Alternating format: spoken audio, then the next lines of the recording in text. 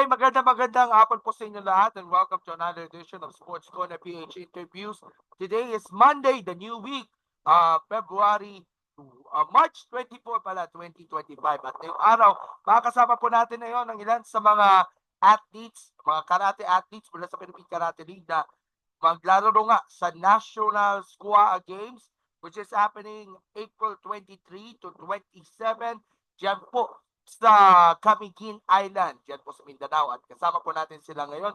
Unahin natin from Calabarzon, CBSU, Cavite State University, David Atlob.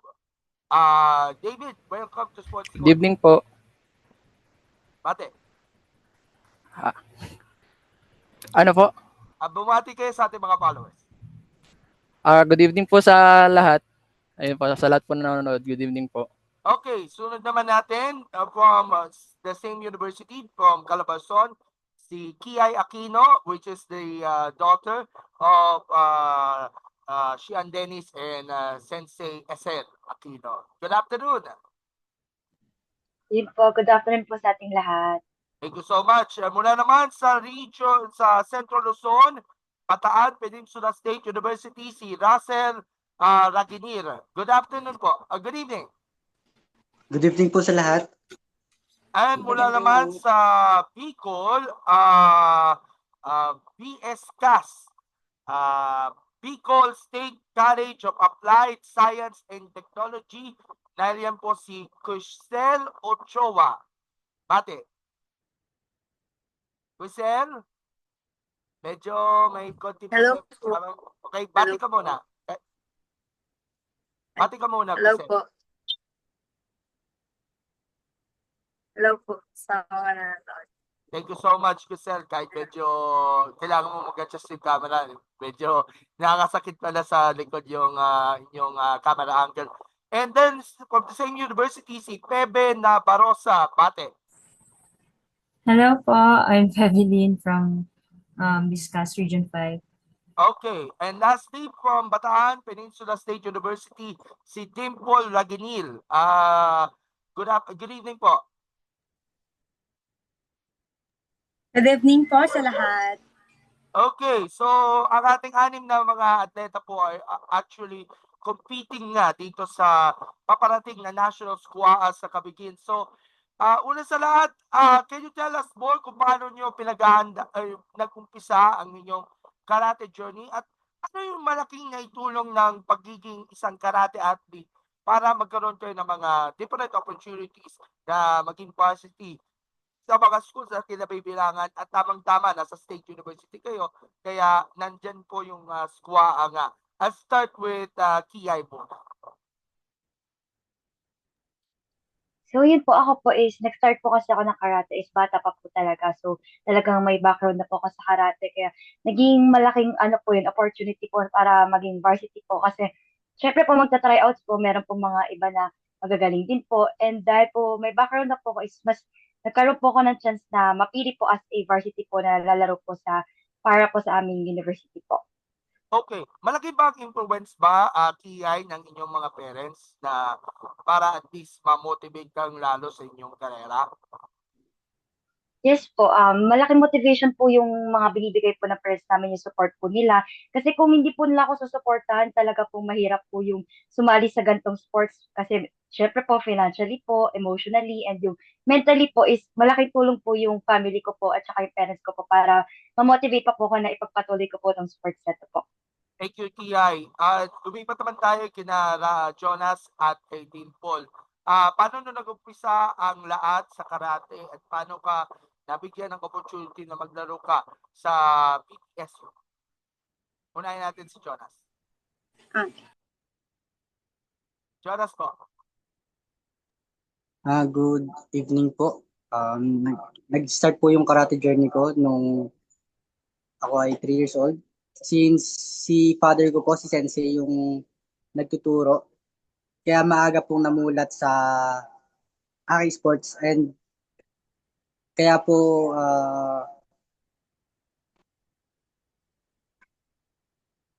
At ano yung malaking influence sa iyo ng inyong parents, si Sir Jonas, para makapasok ka, mag-train ka pa ng gusto sa sport.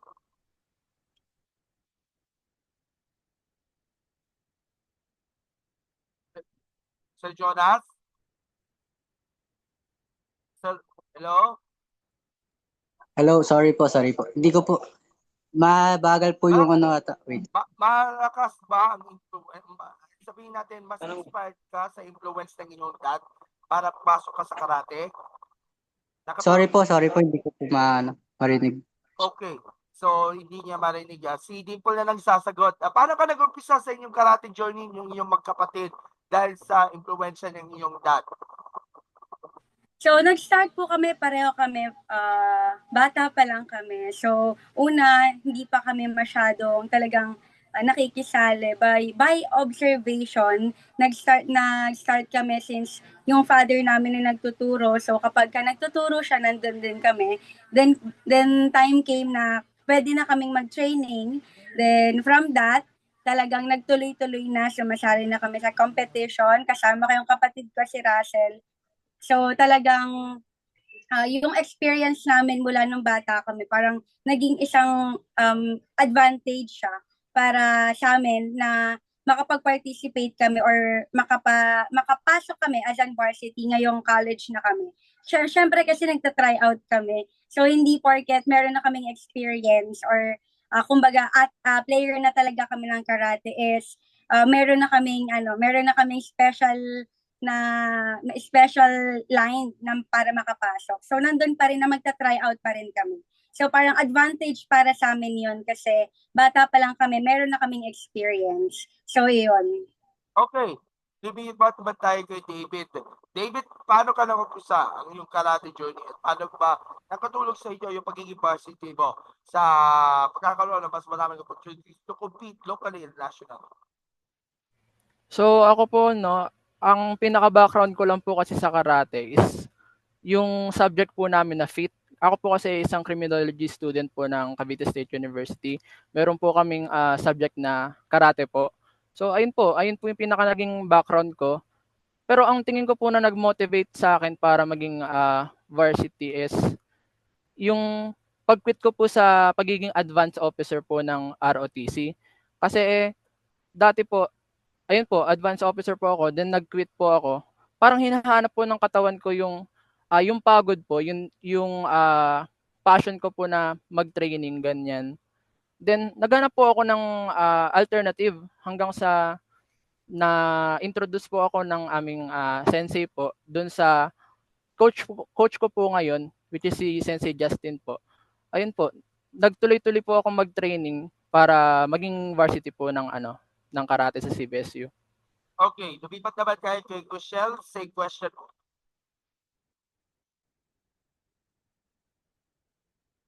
Michelle? Sa akin naman po, hello po. Okay na po. Okay. Yung karate journey ko po, nag-start po talaga siya sa summer training camp lang. Sa ano lang po ng summer. So, around 9 or 10 po ako noon. And then, I stopped kasi because I went to high school na. Then, I found out na may karate club sa Viscas po, sa university that I'm in. So, pumasok po ako like in my second year of college. And then, tuloy-tuloy na po. Okay, si Pebelin naman, last, yung same question. So ako po, I started my karate journey when I was 10 kasi all of my brothers they played karate. So ayun, parang sumali na din lang po ako sa karate. And then after that, when I went to college, same with Crisel din po, na nalaman na namin na mayroong karate team sa school. So as a small community lang naman po yung Viscas. So very konti lang po yung may background sa karate. So ayun, nag-try out po and then we got accepted po as part of the varsity team. Okay, so ang pinag-aandaan yung tournament, yung darating na April na National Squad Games dyan sa Camiguin. Of course, andyan po yung karate competition kung saan ang paglalabanan po ng iba't ibang mga karate athletes mula sa different state universities and colleges na kinabibilangan na ng SWA, yung mga nanalo sa mga regional competitions doon and so on so forth. Pero would you tell us ano ba yung mga paghahanda ninyo and even your teammates from the schools na nire-represent ninyo para dito sa National SWA? Did you won dun sa mga regional qualifiers? At may mataas na confidence o kumpiyansa kayo na pagdating sa National SWA, magkakaroon ng mas matinding performance para sa mga kalaban ninyo sa inyong mga categories na paglalaban naman. David, ikaw muna.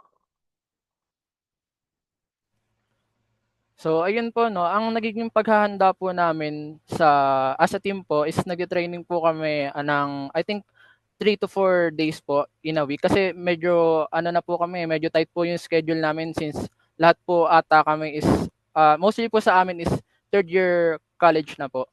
Tapos nagkakaroon din po kami ng self-training gaya ko po. Ako po ay nag-aakyat ng bigat. Kaya po nagli-lift po ako ng weights ganun para makatulong din po sa pag-akyat po ng weight. Tapos ano lang po, plyometrics din, nag-jogging po. So, can I say po na, ang tawag doon? Na magiging mas maganda yung performance ko kaysa sa mga kalaban ko. So, never po natin silang in-underestimate kasi lalo na po ngayon, nationals po. So, yung mga makakalaban po namin doon is champions po within our respective regions po. So, ayun lang po. Ay naman, Kiay. Ayan, sa akin naman po, same po ng sinabi po ni David, is nagkakaroon po kami ng mga training po talaga para mas paghandaan pa po namin. Masasabi ko po na para sa akin po is kulang pa po yung training ko. So, kailangan pa po talagang mas igihan po maigi. Nagkakaroon po ako ng self-training kahit po sa bahay or sa dojo po namin. Kasi po, hindi po talaga biro yung magiging kalaban po namin ngayon. Kasi nationals na po yun eh. Nandiyan na po yung mga talagang mga magagaling po na mga kalaban po namin per region po. And so, kailangan po talaga namin pag-igihan. Tsaka yung, lalo na po yung time management po kasi hindi lang naman po to yung inaasikaso po namin. Meron din po kami mga activities sa school and outside ng school po, sa family. So, kailangan po talaga ng magandang time management po na makapag-training po na maigi para po, yun po, sabi po namin na kaya po namin sabayan po yung laro ng mga kalaban po namin. Christian naman.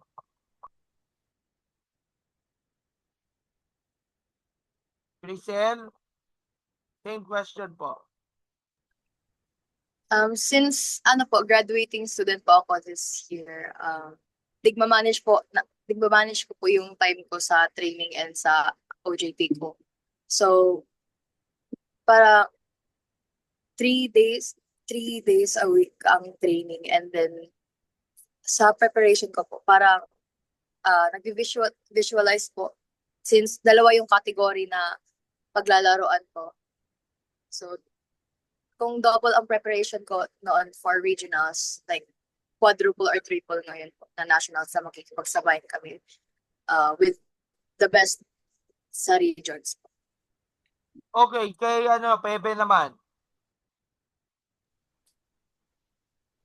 For me po kasi it's my first and last time po na na makaka-attend ng National SQA since I am also a graduating student. So, parang this time po talagang full blown na talaga ako na parang mataas na din yung kumpiyansa ko sa sarili ko na binibigay kasi kailangan ko talagang ibigay yung lahat kasi wala nang susunod sa akin na na opportunity after this.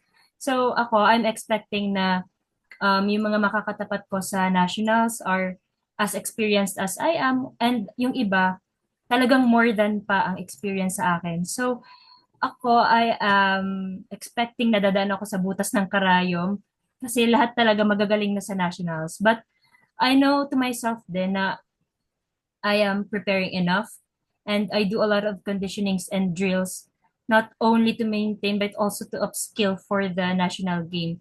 So, pati yung mind conditioning and taking care of my health, kasama na din doon. Kasi, ayun, kailangan talaga natin makipagsabayan sa nationals. Jonas Russell. Since nga po, papalapit na yung National SQA, mas matindi po yung paghahanda namin na ginagawa ng buong team. Hindi lang ako. Ah, nagkakaroon po kami ng training almost, hindi naman po everyday, pero binibigyan talaga namin ng time since nationals nga po to, hindi basta-basta yung kalaban kasi sa nationals doon po lalabas lahat ng nanalo sa regionals. So yung paghahanda po namin, kung nung regionals po, binigay na namin yung best namin. So dito po, dinagdagan pa namin, mas dinagdagan para um, ma maabot namin yung expectation ng iba sa amin. Um, since ano nga po yung laban doon, piniprepare po namin hindi lang physical, pati yung mental namin, mas pinapalakas namin. And lalo yung spiritual, hindi namin pinapababayaan yan. Since malapit na nga, yun, double effort and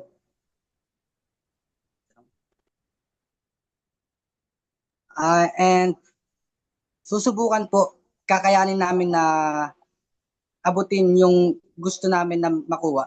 Alam ko hindi madali makuha, kaya dito pa lang sa training namin pinagpupursigihan na namin para makuha namin yung gusto na medal na para sa amin, para sa maibalik namin sa school yung karangalan na para sa kanya and para sa sarili namin. Thank And you. lastly, si Dimple. Hello. So, yung naging preparation po namin is, sabi nga ni Russell, so we prepared physically and mentally. So, for physically, we have consistent training. So, yun, we really make time. We really make time para mag-training. So, hindi lang kami mag-training depende sa trip namin since we are preparing nga para sa mas matinding laban since lahat ng magagaling, lahat ng nanalo sa bawat region ay magtatapat-tapat sa national. So, syempre kailangan yung paghahanda namin mas matindi kaysa sa siguro yung paghahanda ng regional ganun matindi din. Pero this time siguro mas talagang mas mataas yung level of training kasi yung pinaghahandaan natin hindi rin basta-basta. So, in terms of mentally, pinaghahandaan namin ito kasi syempre mas pressure, mas mataas yung pressure since alam natin na magagaling yun nandun, yung mga nanalo nandun. So, kailangan namin matuto na ma-overcome yung pressure, yung kaba during the fight inside the mat. So, hindi kami pwedeng basta magpapadala lang sa, alam mo yan, sa crowd. So, dapat marunong kaya naming i-compose yung sarili namin during the fight kahit kinakabahan kami. So, I can say na mataas yung kumpiyansa. Hindi naman siguro sa pagyabang, pero dapat kasi mataas yung confidence natin, yung self-confidence. Kasi hindi tayo makakalaban ng maayos or hindi natin mabibigay yung best performance natin if wala tayong tiwala sa sarili natin. Kasi 'di ba, ang unang magtitiwala is yung sarili natin. Hindi natin mabibigay yung lahat ng akala lang ng iba na kaya natin if tayo sa sarili natin nagda-doubt tayo. So, ayun lang. Okay, so for my next question, isa lang from the university. Tiwala ba kayo, of course, with the support nga ng Philippine Karate Do League and yung mga naniniwala sa iyo, mga supporters, mga alumni, ng iba't ibang mga schools, kahit pa paano nakatikim kayo ng at least solid support system para mas lalo pang i-represent yung universidad pagdating sa sport na karate at mag-ikayat pa ng iba pang mga batang karatekas na mag-apply for scholarship and to do so, baka makapagpupigyan sa mga future squad natin. I'll start po kay Kiyay naman muna tayo. So, yun po, sobrang grabe po yung tiwala po na binibigay po sa amin ng coaches po namin, ng school, na kahit po yung ganito pong mga laban po is sinusuportahan po nila kami na kaya po namin to, na hindi lang po yung skills po namin kasi yung tinututukan po ng coach namin, pati po yung ano po, confident po namin yung mentally po namin. Kasi po, kung ako po sa sarili ko, hindi ko po, sinabi ko po na hindi ko po talaga kaya kasi nakaka-pressure po talaga na ikaw yung i-represent mo yung buong region mo, tapos yung ang dami-dami mo kalaban, nakaka-pressure po na tumayo po dun sa larong yun. Pero yung tiwala po sa'yo na binibigay ng mga tao sa paligid mo at saka yung school mo po, sobrang laking natutulong po nun sa amin kasi mas nagiging po namin yung confidence na kaya ko po yun, na kaya ko tumayo sa mat na to, na kahit na nanginginig na po yung ako sa kaba is alam ko po na magagawa ko po yun at mabibigay ko po yung best ko sa lahat po ng training na ginawa po namin. Hindi po siya masasayang. How about si Dimple? Hello. So, yun, sinabi ko nga po kanina na syempre kailangan natin magtiwala sa sarili natin. But more especially, di ba, we have to trust in the Lord nga, sabi. Kasi if hindi tayo magtitiwala, so if mahina yung faith natin, medyo aalog-alog tayo if basta laban lang. And also, syempre, kailangan natin magtiwala sa coaches natin and sa trainers natin. So, yung binigay nilang tiwala sa atin, una pa lang, na natanggap tayo during the tryouts is malaking bagay na yun. And also, malaking bagay na nagtiwala sila sa atin kasi nabigyan tayo ng chance para ilaban kung ano man yung hindi lang basta karate, kung ano man yung na-impart and na-instill nila sa atin na tinuturo nila. So, yung tiwala na binigay sa atin ng coach, ng trainers is malaking bagay yan para tumaas yung bukod sa self-confidence natin is yung knowledge. Kasi if wala yung tiwala ng coach and ng trainer natin sa atin, parang basta ka lang sasalang doon eh. Pero if alam mo na nagtitiwala yung trainer at yung coach mo sa'yo, parang malaking bagay siya na kailangan i-boost ko pa yung sarili ko kasi may mga taong nag-expect sa kung ano yung kaya ko, sa kakayahan ko. So, Okay. yun. Okay. So, lipat naman tayo sa iba pa mga members natin. Sa preparations natin, gaano ba ka-confident na magagawa natin since isang buwan na lang bago yung mismong competition? Do you think pagdating nga dito sa competition na sasalihan, mananalo kayo ng mga medals hopefully, or talagang idinadaan na lang ito sa pasukatan ng lakas, pagalingan, at of course, yung matinding competition sa mga makakaharap ninyo throughout this national squad? David, ikaw. So, ayun po, no, gaya po ng sabi ko kanina, we never underestimate our kalaban po. Pero malaki naman po yung tiwala ko na makakapag-uwi po tayo ng medal since pupunta po tayo sa Camiguin at maglalaro sa nationals para po mag-uwi talaga ng medal. Ayun po yung number one na target po namin.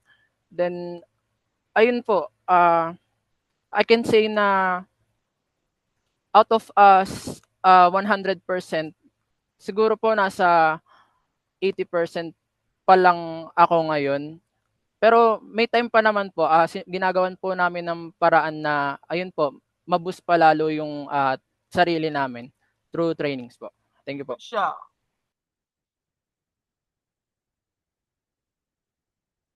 you're next.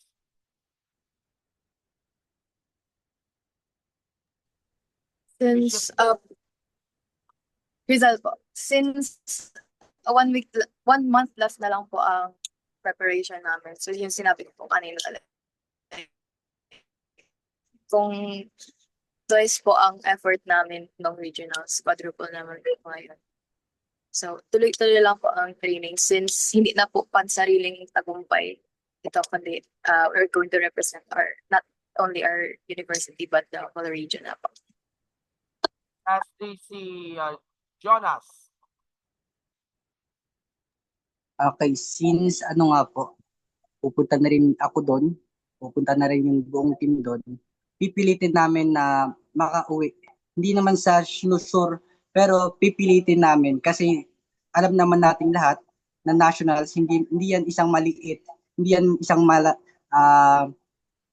yung mga kalaban yan hindi basta-basta. So, pipilitin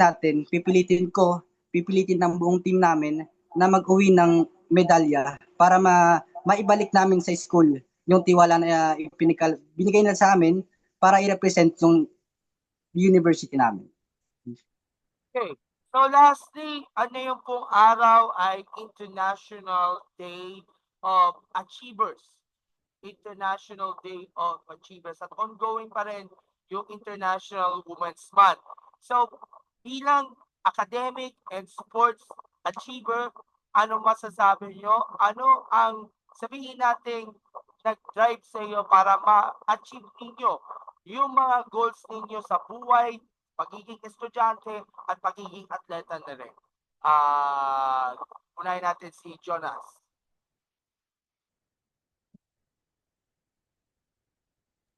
Can you repeat the question po? Bilang achiever sa sports at academics, gaano ba sabihin natin ka-proud sa inyong mga nagawa yung achievements sa inyo, whether sa pagiging estudyante at pagiging atleta? Okay, since alam naman po natin na sobrang hirap ng pagsabay ng academics and sports, so sobrang nakaka-proud po na nakaka-achieve pa rin ng mga ganitong klaseng achievements. And itong mga achievements ko po na ito, dinededicate ko po ito sa aking pamilya na unang-unang sumusuporta sa akin, sa mga taong sumusuporta, kahit na alam nila na maraming pagkukulang, pero nandyan pa rin sila na nagpupush sa akin para matulungan ako na mas maabot yung aking mga pangarap or yung mga gusto pang marating sa buhay, ma-achieve pa. Kasi lahat naman ng tao, lahat naman ng kung sarili niya lang, ako medyo mahihirapan kasi since ako medyo ko sa pamilya ko, sila talaga yung pinaka nagpupush sa akin. Kasi kung sarili ko lang parang minsan nakakapagod. Alam naman ng lahat ng school, ang training nakakapagod. Pero kung wala yung support ng mga nakapaligid sa akin, hindi ko alam kung matutuloy ko pa. Kasi since yung course ko nga civil engineering, alam naman ng lahat na hindi biro. Kaya po sobrang napaproud po ako sa na kinakaya na pagsabayin yung academics and yung sports po. So sa tulong po ng disiplina na na-impart sa akin ng aking magulang, especially ng aking Sensei Jonas. So sa kanila ko po talaga inaalay dinidedicate yung mga laban na yung mga susunod na laban and yung mga nakaraang laban, and bro, higit sa lahat kay Lord talaga. Kasi sabi nga nila, baliwala yung galing, baliwala yung talento mo, kundi si Lord yung inuna mo. So,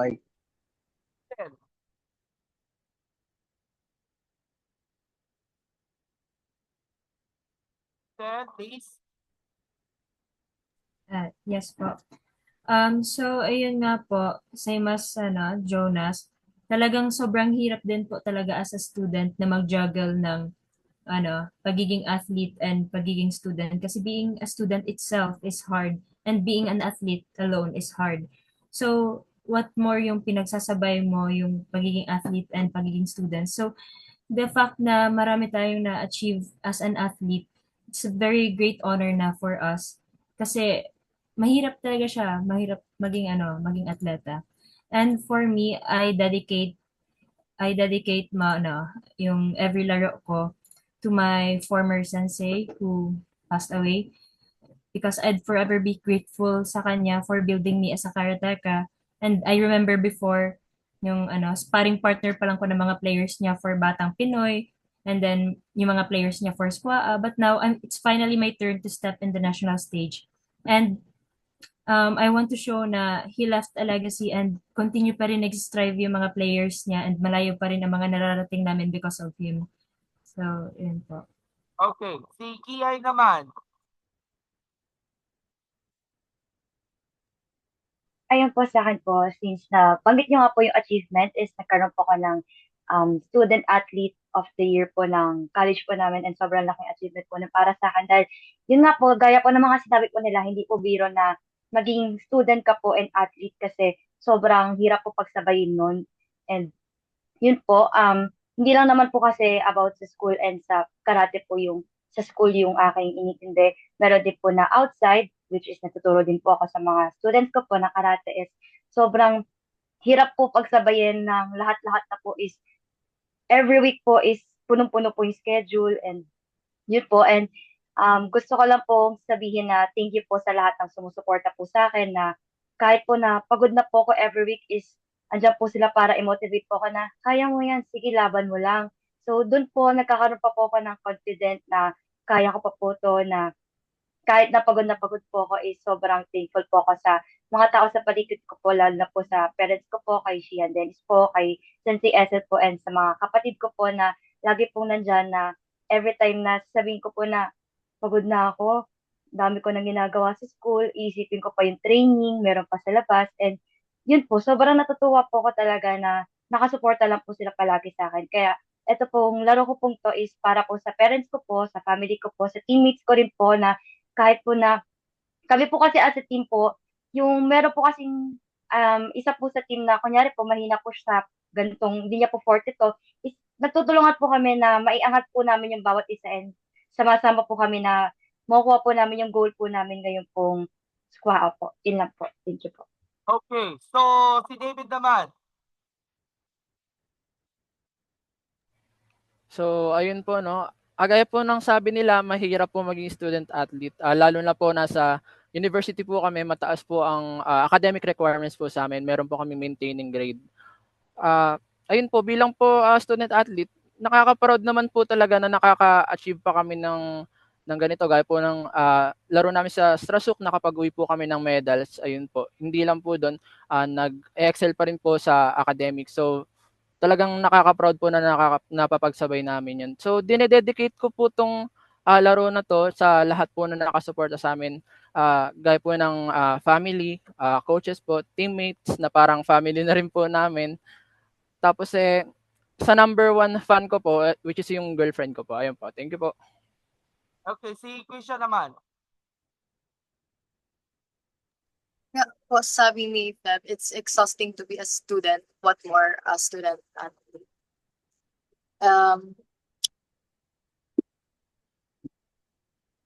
And lastly, si Dimple Grace. Okay, so first of all, syempre sasabihin ko, I'm very proud of myself, syempre. Kasi 'di ba, as a student athlete kasi hindi siya madali. Knowing na student ka, athlete ka, so kailangan mapagsabay mo siya. Then ako as a nursing student, sobrang hirap na magte-training, tapos magjo-duty ka. So it's just a matter between passion and profession. Syempre, tapos yung pagmamahal mo sa passion mo, hindi mo basta malelet go yan eh. Kahit gaano kahirap pagsabayan yung pagiging student and as an athlete. Pero if gusto mo talaga, if you really love what you do, parang hindi magkakaroon ng space yung giving up, yung pagod. Parang ano na siya, parang naging way of life na siya. 'Di ba? Yung pagkakarate ko and itong as a student, parang ano na, matter of time management na lang din and discipline kasi nasa tao naman if how mo ma-overcome kung paano ka maging student, paano ka maging athlete. Hindi naman pwedeng basta student ka lang pumasok ka ng maging varsity. So kailangan bigyan mo rin ng oras, ng effort, yung pagiging atleta mo. Ganon din sa pagiging student. Hindi naman pwedeng training ka lang ng training, then mapapabayaan mo na yung ACADS mo. So, time management, isang malaking bagay yan, disiplina, para still mapagsabay-sabay natin siya ng hindi lang basta-basta sabay.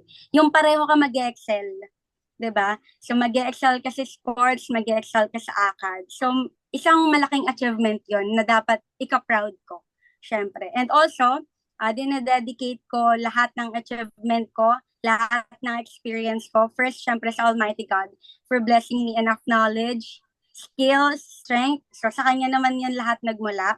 Then followed by my parents, syempre yung support and yung genes na binigay nila sa aming magkapatid kasi yung daddy namin talagang ewan ko, nasa tiyan pa lang yata silang magkakapatid, nagkakarate na sila. So, nasa kami din, ganun din kami magkakapatid. So, yung support, yung trust, and yung pag-push nila na para sa aming magkakapatid na kung ano yung gusto namin, kung ano yung gusto namin gawin, gawin namin. Kasi doon kami masaya, doon kami mag-excel kasi hindi rin naman nila gusto na ipipilit nila kung ano yung gusto nila. Tapos kami, parang wala naman kaming enjoyment, wala kaming anything na nafe-feel doon. So dito sa karate, nandun, pinupush nila kami, sinusuportahan nila kami, kahit gaano kahirap. Minsan yung mother namin, wag na, kasi nakikita niya mahirap. No? So ayun, at least, nakikita niya kasi na love namin ang ginagawa namin. Kaya, ayun, okay lang sa kanya, pinupush niya kami. Basta, andun pa rin kami sa line namin. So, yun lang. Thank you po. Okay, so good luck to all of you. And Kiay, mabilis na shoutouts on behalf of our teammates. So, shout out po sa lahat po ng teammates ko po dyan sa Cubs po, si David, si Arthur, si JC, si Chris, si Joseph, si Raymond, si Dom, si Sulaika, si Julia, at si Angela po. Of course, yung mga iba pa na on behalf of them. Gusto ko din pong banggitin po yung coach po namin, si Coach Justin po. Thank you po sa walang sawa po pagtuturo po sa amin. And syempre po sa PKL din po, gusto ko pong sabihin na thank you po sa opportunity na binigyan niyo po sa amin na mapasama po sa mga ganitong klaseng activities po. And yun po, sa mga nanonood po is, yun po, sana po supportahan niyo po kami sa magiging laro po namin, manalo o matalo man po is, sana po is nakasuporta pa rin po kayo sa amin. Okay, so thumbs up and smile para sa ating picture. 1, 2, 3.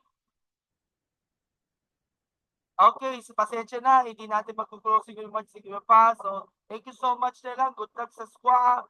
More power and more blessings. Bye-bye po. Maraming salamat po. Thank you po. Thank you po. everyone. Thank you.